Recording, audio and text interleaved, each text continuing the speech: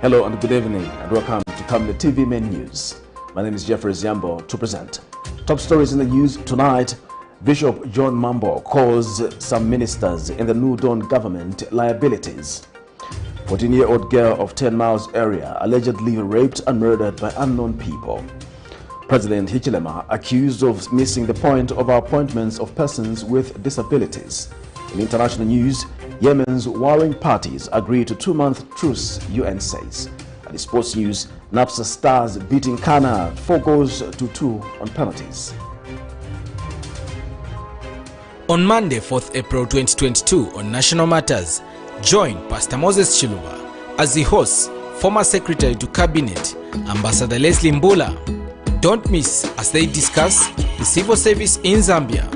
Invite others to participate through phoning on Skype, Zoom, WhatsApp and text messages. Make a date with us. Camnet TV, not just another channel.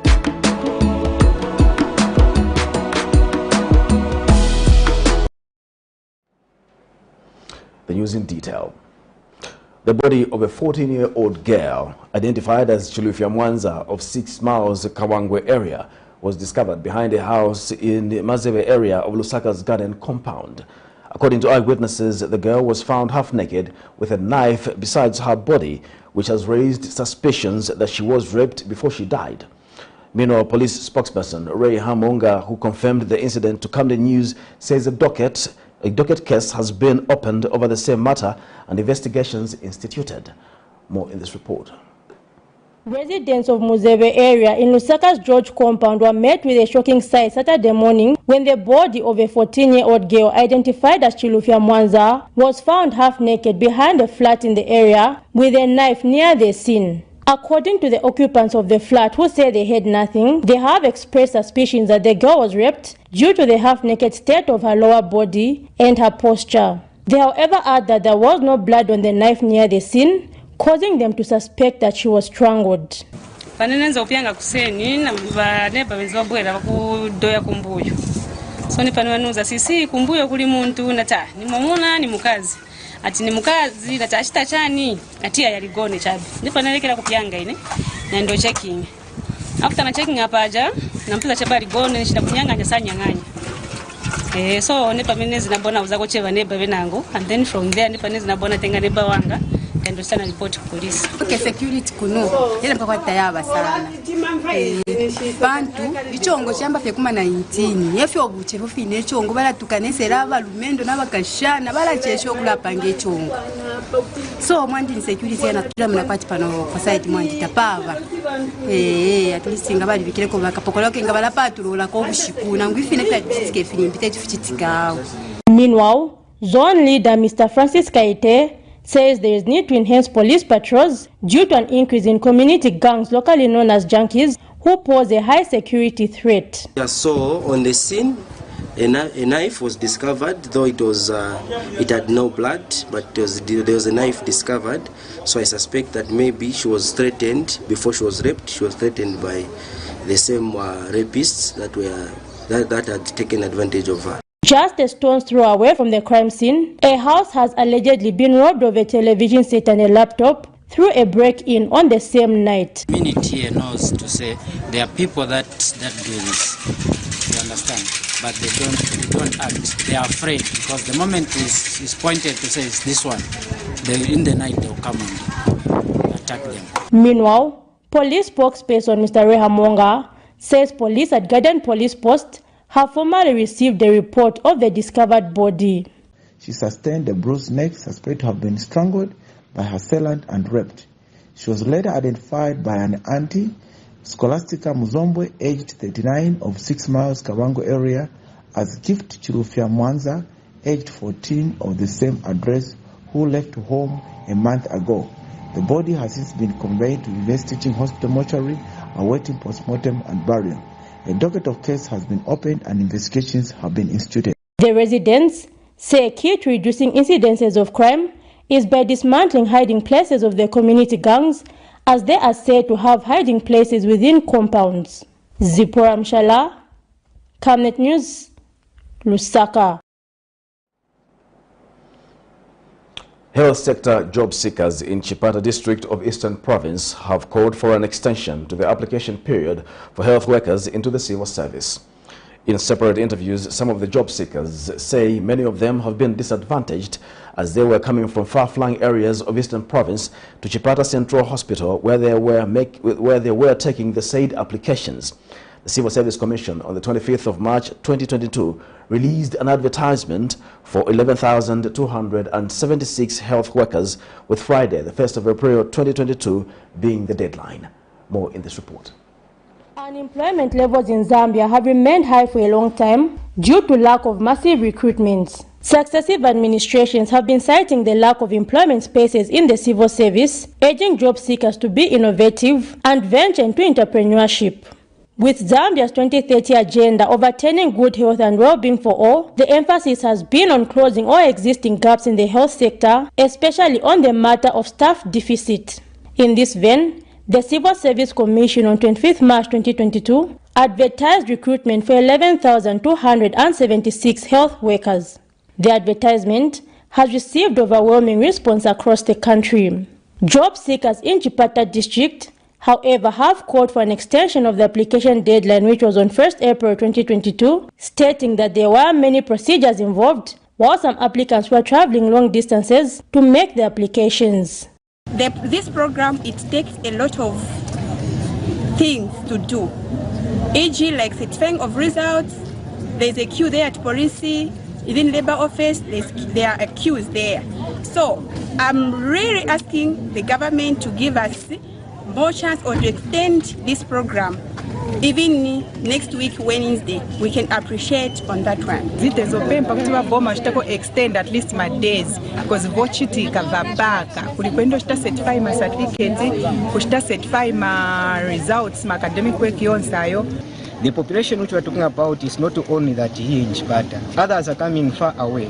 For example, Chipangari district, they are coming here, whereby it is far. They are taking time on the certifications and so on, which is making a queue to take time for it to reduce. So, if the government can give us the chance or to extend the days, we can even be happy. Meanwhile, Chipata District Commissioner Ms. Elida Mwanza says her office has been overwhelmed during the process of application. Our office has been overwhelmed with the applications from the people that want to join the Ministry of Health. You know, our government, the New Dawn government, is very transparent. What is happening is that they're not only applying directly here, but they're applying through the district health director, CC, to this office. Then what is going to happen is that they'll have their applications there and our applications here.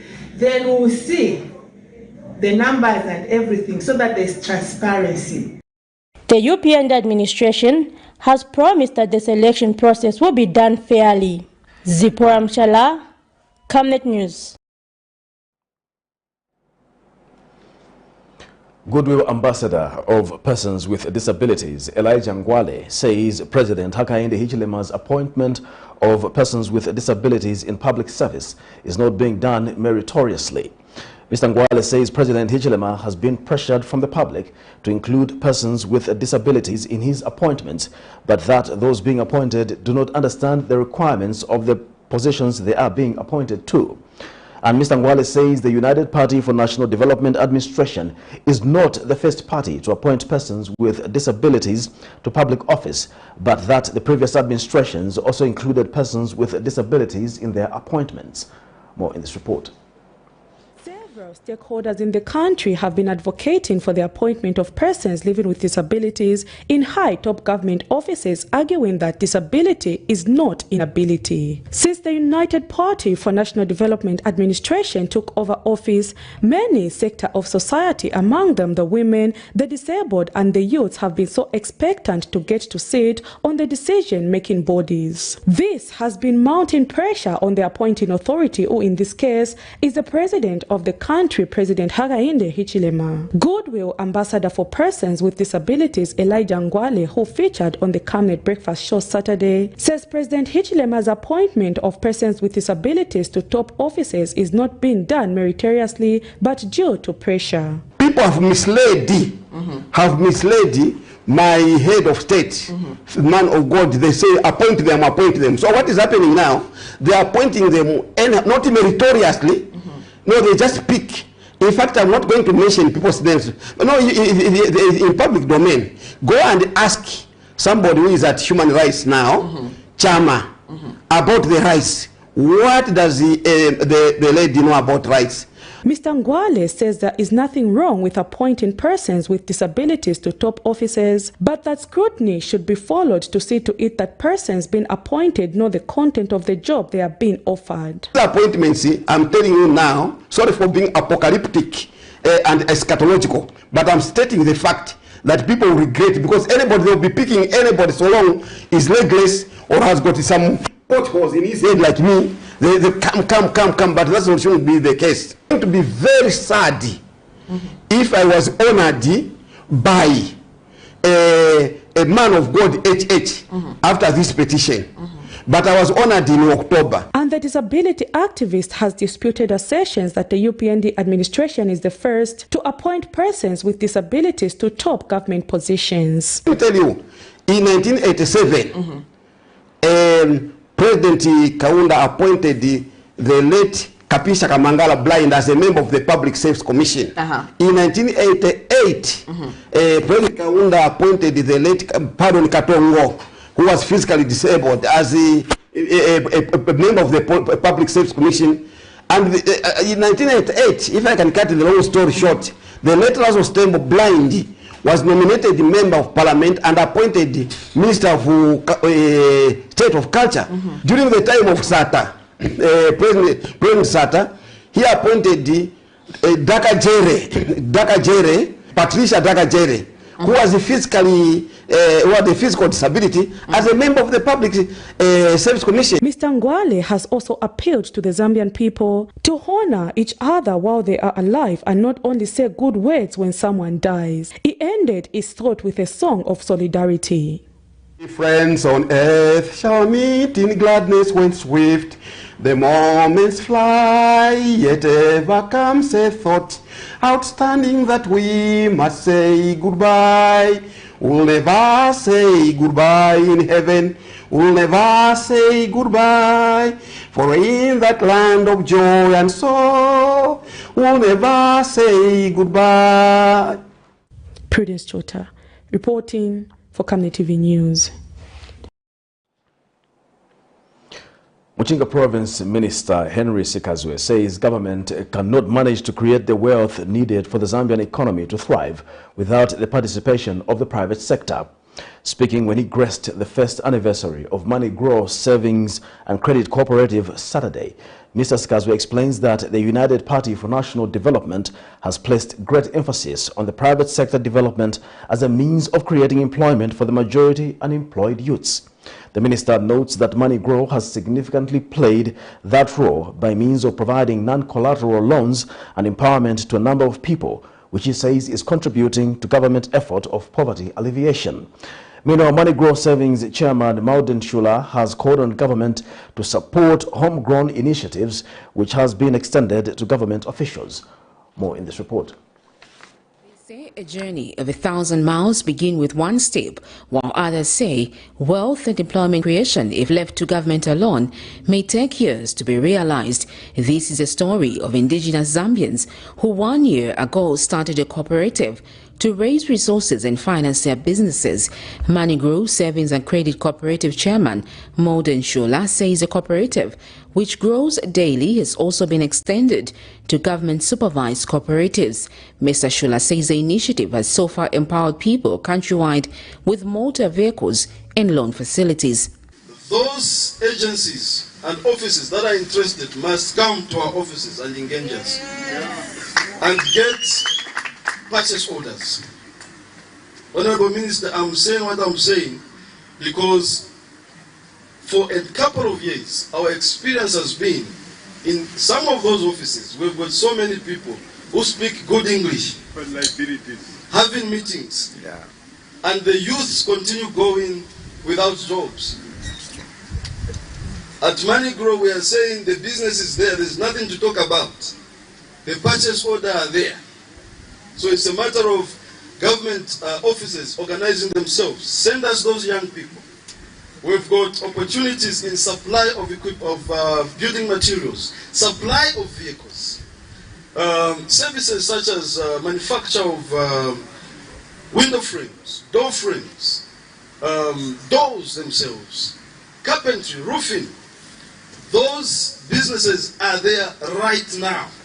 In gracing the first year anniversary and handover of vehicle ceremony, Muchinga Province Minister Henry Sinkala says the initiative could not have come at a better time than now.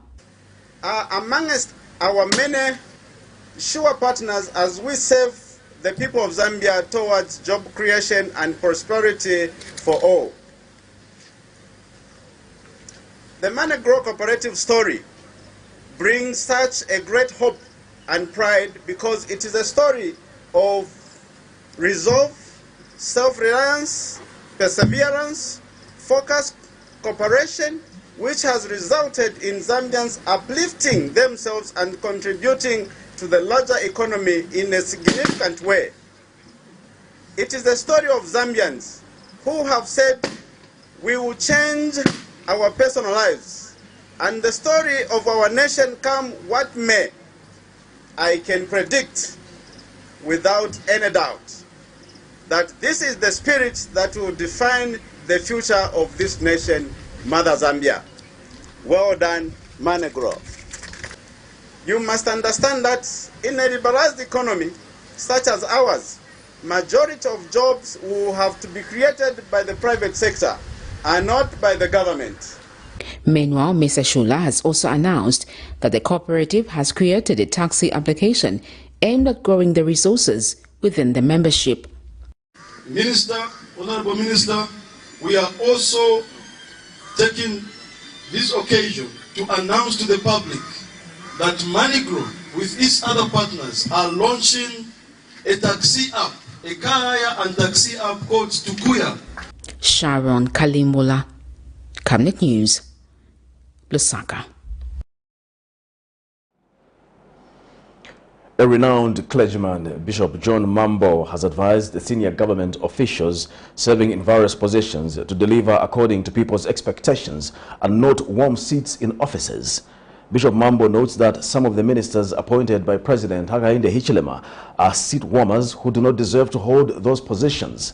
He says in order for the United Party for National Development Administration to realize its developmental agenda, there is need for all stakeholders, especially those given the service mandate, to follow through with what this administration intends to achieve. The clergyman says Zambia has a lot of challenges that need to be worked on, hence the need for those serving in government to walk the talk. We must do more, because if the youth will succeed, it's not the president. The president chairs cabinet, but it's you ministers to carry on with the... We are not talking, but once we start talking, it will be directed to you. Then Mulatu Patano, but now Tampokulanda and so forth. So the vision is here. He has said the doors are open. 24 hours, there's no deal here, no. There's no corruption. What is the role of the director is to see that an institution don't go under. What their vision is, we will have to supplement to see that is achieved. I heard someone who has just a title, even Minister Tamubomba, Pamwenshi Masenda Saradi, I didn't know PS. No. There's one thing the president doesn't like me. I don't go to State House. But when we meet, I say, Your Excellency, some of these people you have, if you had consulted me, I would have said this one don't appoint. For that, HL doesn't like me. Because I've said, well, minimal liability. So we are simply saying, the new Dawn government has got everything that takes that we embrace the whole thing, but please, Honorable Minister, work with us. Kabwata Budgeting Committee Chair Lady Carolina Guiba says there is less community willingness to participate in the budgeting process owing to the fact that citizens have not been well informed about the importance of the process. Speaking in an interview with Camnet News, Ms. Guiba says convincing people to join budgeting committees as well as making budget submissions has been a problem and that more sensitization needs to be done. And Zambia Council for Social Development ZCSD Executive Director Leah Mitaba says an inclusive budget is one which speaks to the needs of the people and says citizens must ensure that they make their submissions with regards to what they want to see in the budget. More in the following report. Government budgeting is important because it enables the government to plan and manage its financial resources to support the implementation of various programs and projects that best promote the development of the country. A good budget, however, is one which allows the citizens to participate in its formulation. The Zambia Council for Social Development has since embarked on a project called Beyond the Numbers that seeks to form community budgeting groups that will ensure that citizens begin to participate in the process. Camnet TV spoke to some community budgeting group leaders in Lusaka who have explained that citizens have less interest in the budgeting process because they do not have much information on the importance of the process. Many professions, let me say the security, the healthy sector, the education, they are doubtful of the group. So they want authentication because they think maybe we are anti-government, something may pop up and they'll be held accountable or something. So there have been resistance in joining the group. Though it's a bit of a challenge because you really have to convince them that this budget is involving us, because the budget is actually the funds that are being given to the constituencies. They are meant for us and we are the people that are supposed to budget depending on the challenges that we are having in the community. So we have to pass this message for the people to understand their work. In the past years, Zambian budgets have not been so consultative as Zambian citizens have not been making submissions on what they want to see in the budget. The formulation stage with the different sectors such as the health sector, the education sector is developing their budgets. People out there should be able to participate. And I think we've seen structures such as the Ward Development Committees be formed. Under Zambia Council for Social Development, we have an exciting initiative which we are calling Beyond the Numbers, making the budget work for the people. In this initiative specifically, we're trying to build the capacity of people, but then also provide platforms through which people can participate in the national budgeting process. Going forward, there is need for the government and other stakeholders to educate the citizens on the importance of taking part in the budgeting process. Move from the formulation stage and we move to the enactment stage when the members of parliament are debating the budget. We need to ensure again as citizens to see whether what we submitted during the WDC meetings, what we submitted during the DDCC meetings and the Provincial Development Committee meetings has been kept the way it was. So we only do that when we get to the parliament stage, because then we can go and look at what is being proposed by the Minister of Finance. We also look at the Yellow Book. And of course at this stage... Prudence Chota reporting for Camnet TV News.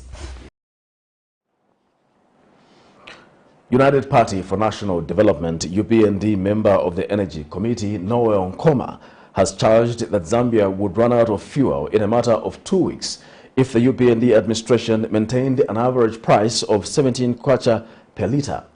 Addressing the media Saturday, Mr. Nkoma says it is for this reason that the UPND administration is going with changes on the international market to avoid vices such as smuggling due to the prices of fuel. Zambia has been facing monthly fuel adjustments under the UPND administration, with the latest adjustment made on the 31st of March 2022, seeing average increases of 4 kwacha for petrol and diesel. The moment the Ukraine war subsides, I can promise you there will be so much oversupply, because people are now speculating that there will be no market. What will it do? This price, I can promise you, come June, July, it will drop to about $60 per barrel. That's almost 70% drop. What does that do? It informs the price or the retail price, farm price. on the Zambian side. So I think we're on course. This is a shock, which we did not envisage. A war is not something that Zambia could have anticipated. But I think we have to face the hard reality, is that there's a war which is external, but it's creating some shocks on the domestic economy. Complaining about the fact that every month we are reviewing the price of fuel. The bottom line is, I think that is a better pricing model, because if you remember from where we're coming from, we used to use what is called cost plus model, where all the expenses in the supply chain are taken into account. But this model which ERB is using, it's actually called import parity pricing, whereby you take into consideration all the factors. As you may be aware, the major determinants of pricing of fuel is the exchange rate and the international market pricing. So when these things changes, automatically the price of fuel changes also. So when you are using IPP, it means every month, if there is a reduction, like my colleague has mentioned, in the international market, it immediately benefits the consumer. So I wanted to clarify that that is actually a better model. Thank you for watching Camnet News. We'll take our first commercial break. We'll be back with more news after the break. Team, the trajectory of the business looks very positive, and it looks like we'll be able to launch the ministry. There's so much data. Mom? Yes, baby? It says here, global warming and climate change is caused by the pollution from careless activities of human beings. Wow! Son, do you know I can turn my phone into a TV remote? How's that possible? It's so easy. Check this out. Be smart, be fast with mega data from Zamtel. Get your 15 GB mobile data for only 100 kwacha, 30 GB mobile data for only 200 kwacha, and your 70 GB LTE data bundle with free Netflix, YouTube, Facebook, and WhatsApp. Visit our Facebook page, website, or service centers countrywide for more information. Zamtel, your digital lifestyle partner. We welcome you to the wonderful world of Savenda Electronics. At Savenda Electronics, we pride ourselves in manufacturing high-quality electricity and water meters. Boasting of the first of its kind state-of-the-art manufacturing plant in Zambia, Savenda Electronics manufactures customized smart electricity and water meters of international standards for both the local and international water and electricity utility companies. Our highly computerized factory, run by qualified staff, makes, calibrates, and electronically tests the smart meters to ensure only those meeting customer specifications are delivered to the market. Some of the main features which come with our meters includes notifications about low units, tempering, low battery, and many more customized features. Savenda Electronics provides on and off-site after-sales service and has favorable contract terms for water and electricity utility companies. Savenda Electronics, the real deal. On Monday, 4th April 2022 on National Matters, join Pastor Moses Chiluba as he hosts former Secretary to Cabinet, Ambassador Leslie Mbula. Don't miss as they discuss the civil service in Zambia. Invite others to participate through phoning on Skype, Zoom, WhatsApp, and text messages. Make a date with us. Camnet TV, not just another channel.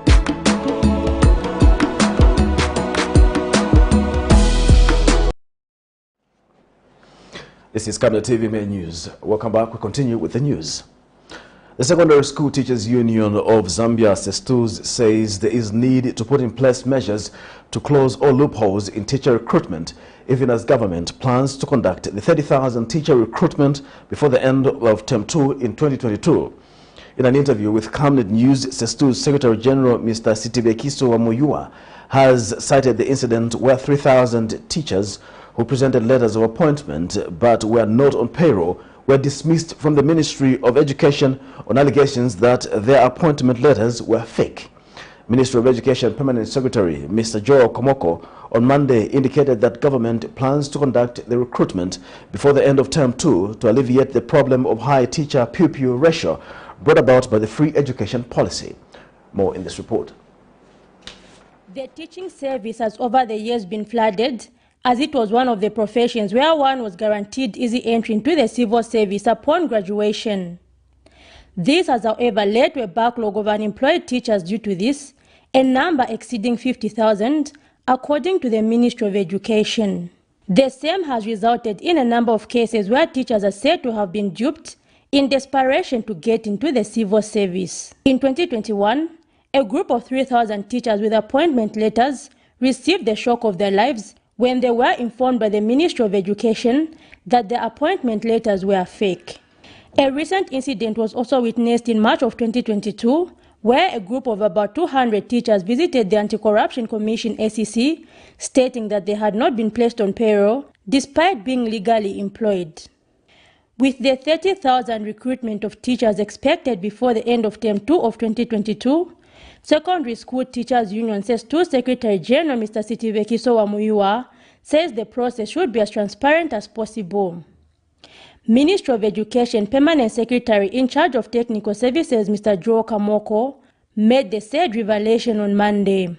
So what is really important for us is this assurance of the system being transparent. And we are happy that it will be done locally, the locals will be involved, and through the decentralized system of the human resource committees that have been already established in every district. So the establishment of the human resource management committees gives an assurance to us that I think the process will be managed locally and they will be able to recruit according to the needs in that area. Because these are the committees that the schools that are in need and which subjects are critical in terms of staffing levels. So we believe that if we follow this system we have put in place to the letter, we may receive very little or no complaints at all. Mr. Wamuyua says there is also need for teachers who will be employed to avoid requesting for unnecessary transfers so as not to create a teaching gap in some schools.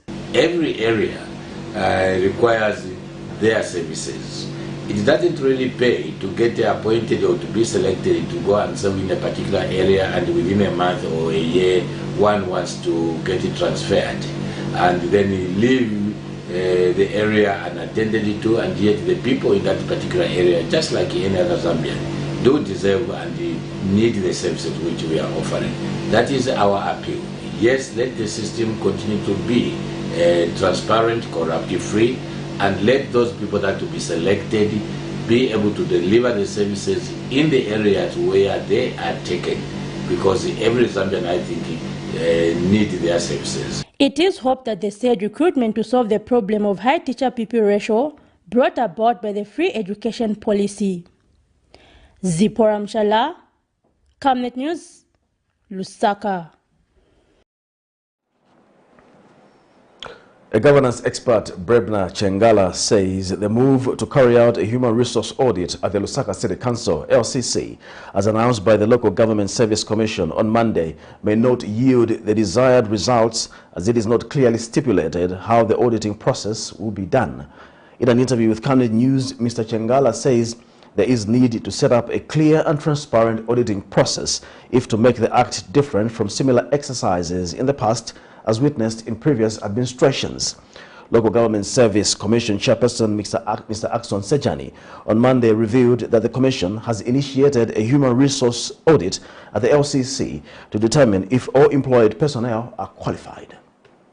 The United Party for National Development, UPND, since coming into office on 12th August 2021, has made it clear that it intends to root out corruption and unprofessionalism in all public institutions in order to restore sanity and increase productivity. In this vein, President Hakainde Hichilema also made it clear that the new administration would allow investigative wings to work independently to ensure their effectiveness. In line with the goal of restoring sanity, some public institutions, among them the Local Government Service Commission, have led the way in declaring human resource audit at the institutions. Local Government Service Commission Chairperson Mr. Axon Senjani, who made the announcement on Monday, said the move was aimed at ensuring that qualified personnel are employed in local authorities, beginning with the Lusaka City Council, LCC. A governance expert, Mr. Breb Nachangala, says if the UPND truly has intentions of carrying an exercise which will produce the desired results, they should put up a transparent auditing system which all stakeholders are able to follow. The human resource audit,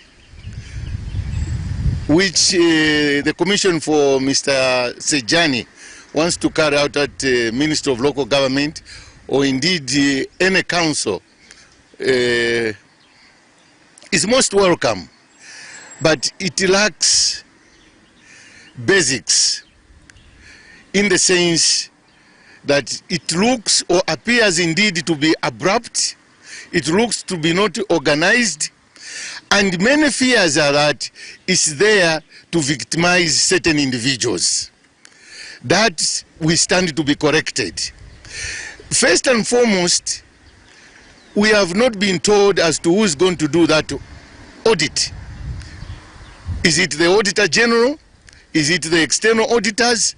Is it the Sejani Commission to do the audit? Mr. Changala says the process should also clearly state when the audit intends to end to ensure that auditors are held to account if they have not yet completed the task, unlike leaving it open as is the current case. And when does this commence?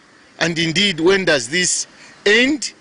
And what will be the result effect? Because they must be sensitive of the type of people they are going to declare a persona non grata, meaning they are not supposed to be there. And yet, they have not made a sound approach to the reasoning as to how these people found themselves there. Because this is bound to backfire if they are not careful. He adds that there is also need for the same exercise to be carried out in other public institutions by relevant authorities to ensure that unqualified personnel are flushed out. Zipporah Mchala, Camnet News, Lusaka.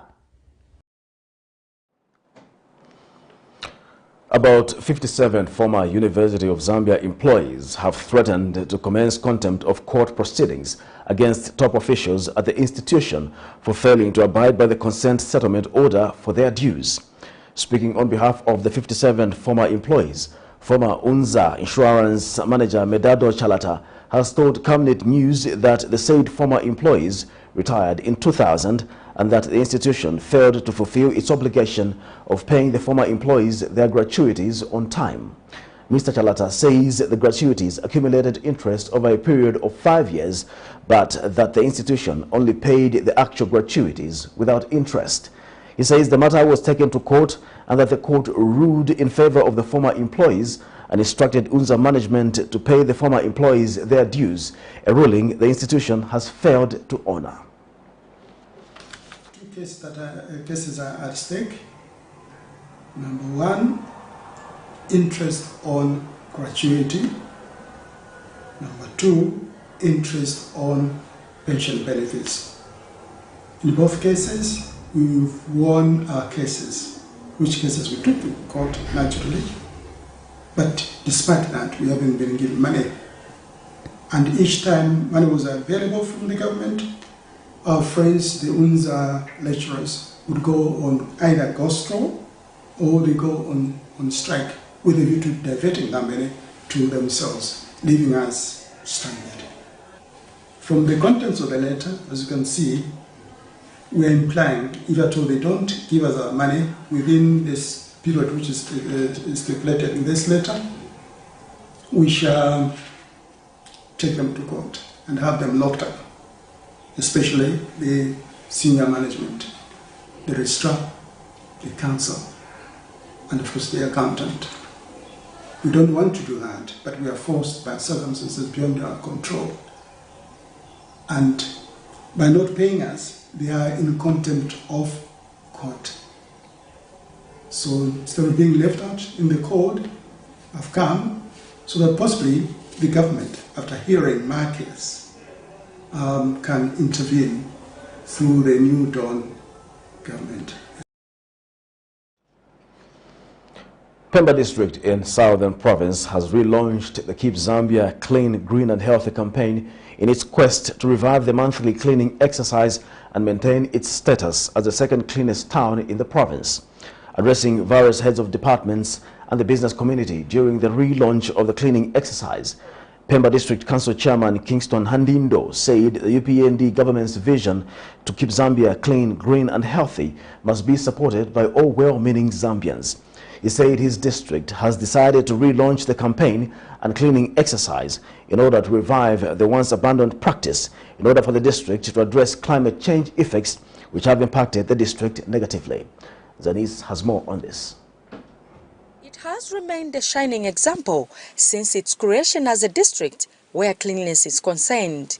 Pemba district is one of the cleanest towns in Southern Province. In line with the Keep Zambia Clean, Green and Health campaign cleaning program of the last Saturday of every month, Pemba Town Council has relaunched the exercise in the district to revive the practice which had been abandoned and maintain its status as the second cleanest town in the province. From Livingstone, the relaunch, which was graced by the district leaders, saw the participation of all heads of departments and the business community in cleaning the central business district. The UPND government, it is encouraging cleanliness, and we are yet even to start planting trees nearly in every town of Pemba district. Now, as Pemba, we are the second cleanest town in Southern Province, and we want to keep that status. Pemba District Planning Officer Gift Mwetwa is positive that the relaunch campaign will yield positive results in mitigating the effects of climate change. We have reserved some special species which we'll be planting within our district to mitigate some of these effects of climate change. And Pemba District Commissioner Obey Habenzu has reaffirmed government's commitment towards keeping the country and Pemba District clean, green and healthy. I wish to reiterate government's commitment in ensuring green and clean environment for our citizens. Chintu Nangamba, Zanis in Pemba, Southern Province. You're watching Camnet TV. We'll take another break. We'll be back with international sports news after the break. Your skin is the biggest muscle in your body. That's why we make sure that Oracle is #1 when it comes to taking care of your precious skin. Oracle Pure Petroleum Jelly and Glycerin soothes, moisturizes and keeps your skin perfect. Oracle Pure Petroleum products for that perfect skin.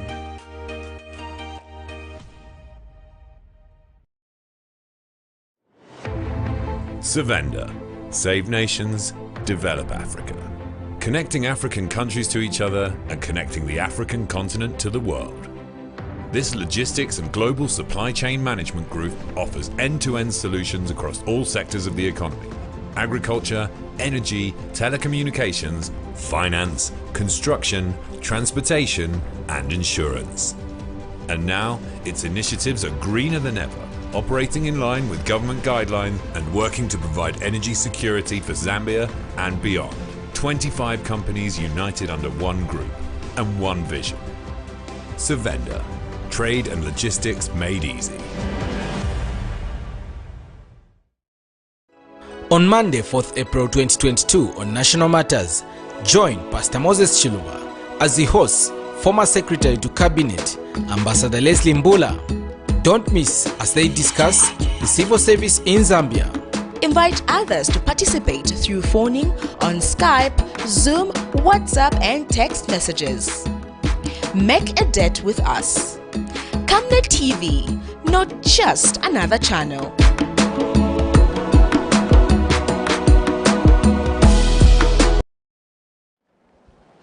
Welcome back. And now in international news, Yemen's warring sides have agreed to a 2-month truce which can be extended. The UN envoy for Yemen says the Saudi-led coalition and Houthi rebels will stop all offensive actions inside the country and across its borders. Saudi Arabia and its allies have been fighting to support the government against the Houthis since early 2015. For more in international news, here's a roundup. A 2-month ceasefire in Yemen between Houthi rebels and the Saudi-led coalition is the most significant breakthrough in years. Some flights from Sana'a airport are allowed under the deal, and fuel imports can reach Houthi-held areas. A halt to the fighting, coupled with the entry of full ships and the easing of restrictions on the movement of people and goods in, out and within the country, will contribute to building trust and creating a conducive environment to resume negotiations for a peaceful settlement of the conflict. The truce coincides with the start of the holy month of Ramadan. It's the most important step in years towards ending a conflict that's killed tens of thousands of people and pushed millions into hunger. I think it's just strategic exhaustion. The Houthis for a long time had felt that it was just an inevitable, their success was inevitable, but they had a huge setback in Marib, which had been besieged for, over a year. So I think that both sides kind of realized, this war is not going the way we want to. Maybe we're going to have to settle for half a loaf. Attacks between Houthis and the coalition escalated recently when a Saudi oil facility was hit by Houthis last week. Riyadh struck back. Some believe the war has become unwinnable. The last coordinated ceasefire was in 2016. Other peace agreements have led to failure. It's a step forward, but we don't know, if the ceasefire will hold.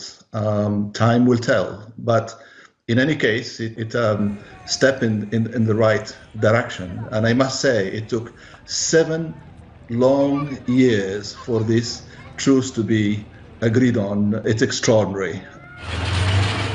A conflict widely seen as a proxy war between Saudi Arabia and Iran has devastated Yemen. The UN Special Envoy says the 2-month truce could be extended if both parties agree, a sign of hope after years of fighting. Sergei Lavrov receives a rare warm welcome on the international stage. The Russian foreign minister came to India after a visit to Moscow's ally China. Neither India nor China have condemned Russia's invasion of Ukraine, with India abstaining from all votes on the war at the United Nations. Lavrov said Russia appreciates India's independent foreign policy, and along with China, they're working to bypass sanctions by using different currencies. Many years ago, we started moving in our relations with India, with China, and with many other countries from using dollar and euros to more and more use of national currencies. Under these circumstances, this trend, I believe, will be intensified, which is natural and obvious. On the eve of Lavrov's visit, the Indian government defended its decision to substantially increase oil imports from Russia. When oil prices go up, I think it's natural for countries to go out into the market and look for what are good deals for their people. But I am pretty sure if we wait 2 or 3 months and actually look at who are the big buyers of Russian gas and oil, I suspect the list won't be very different from what it used to be, and I suspect we won't be in the top 10 on that list. Analysts say India is putting its own national interests first, like any other country. What I think is upsetting the Western nations that is the fact that the Russians are willing to offer some oil to India with a huge discount, I'm told, of almost $35. So that, of course, the Western nations would like to equate to profiteering, but I would imagine that that is what any consumer would do when they go to the supermarket. If they find there is a sale on something they want to buy, they will utilize it. Indeed, Russia is also India's biggest arms supplier, and Lavrov said the war in Ukraine won't disrupt that. India is walking a tightrope as it tries to keep good relations with Russia and the US. America's Deputy National Security Advisor for International Economics, Dalip Singh, visited Indian officials earlier this week. The Indian government has so far withstood all pressure from Western nations to take a tougher stand against Russia. The latest comments come from the architect of US sanctions against Moscow, who warned on his visit to New Delhi on Thursday that there will be consequences for countries who circumvent them. It's now time for sports news.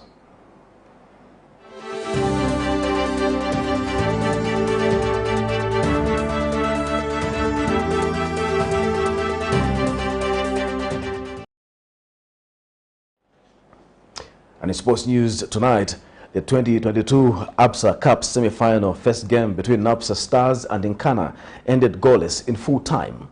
NAPSA Stars beat NKANA by 4-2 on penalties to progress to the finals of this year's competition. Patrick Gondwe of NKANA walked home with 15,000 kwacha as man of the match. Both teams kept their fans on edge after failing to score the whole 90 minutes plus added time. Sports Minister Elvis Nkandu, his Permanent Secretary Kangwa Chileshe, FAR's President Andrew Kamanga, and APSA Head Marketing and Corporate Relations Mato Shimawale were also in attendance following proceedings of the match. Meanwhile, a minute of silence was observed at Woodlands Stadium in honor of late FIFA CAF Medical Officer Dr. Joseph Kabongo. Now, Camnet Stars has beaten Mutendere Sports in Action Football Club 3-0 in full time. Speaking to Camnet Sports shortly after the match, Camnet Stars coach Maybin Walia said the boys played very well. He says the substitution made during the second half of the match were aimed at giving the boys who were at the bench a feel of the pitch. Meanwhile, Mutendere coach Eric Konambo says his team needs to improve on the striking area. Played extremely well today, and according in terms of passing and movement, it was excellent. Even our opponents last week they didn't play well, but today they have improved. No, the players we substituted, they were okay. We just wanted even other players to play because we were leading 3 goals to 0. Yeah, so we wanted just to even other players to also to play. Yes. Thank you very much, Coach. Today's game was very, very good. The boys have actually shown some resiliency, and also they were able to defend. Alas, we have conceded 3 goals. There's great improvement compared to the previous game when we faced this tough team, the strong team, Camnet. Today I'm very, very excited with the boys. Of course, in the team we recorded a number of injuries. We didn't have the goalkeeper, so it was tough for us to be able to cope up with the talented boys of Camnet. To end the news, the headlines once again. Bishop John MAMBO calls some ministers in the New Dawn government liabilities. 14-year-old girl of 10 Miles area allegedly raped and murdered by unknown people.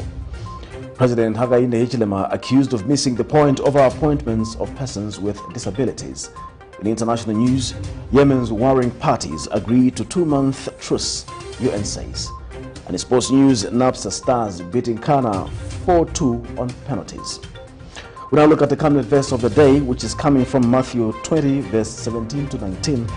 Now, as Jesus was going up to Jerusalem, he took the 12 disciples aside and said to them, "We are going up to Jerusalem, and the Son of Man will be betrayed to the chief priests and the teachers of the law. They will condemn him to death and will turn him over to the Gentiles to be mocked and flogged and crucified. On the third day, he will be raised to life." Thank you for watching Camnet TV News, and have a lovely evening.